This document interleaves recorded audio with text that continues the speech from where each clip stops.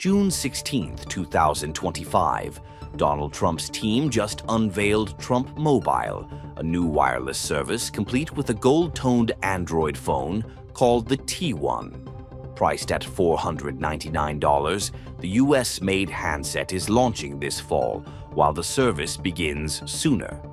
Their flagship 47 plan costs $47.45 per month, with unlimited talk, text, data, including free calling to 100-plus countries, plus perks like roadside help and telehealth. They're tapping into 5G networks from Verizon, AT&T, and T-Mobile. Donald Trump Jr. says it's built for real Americans, leaning on America First pride.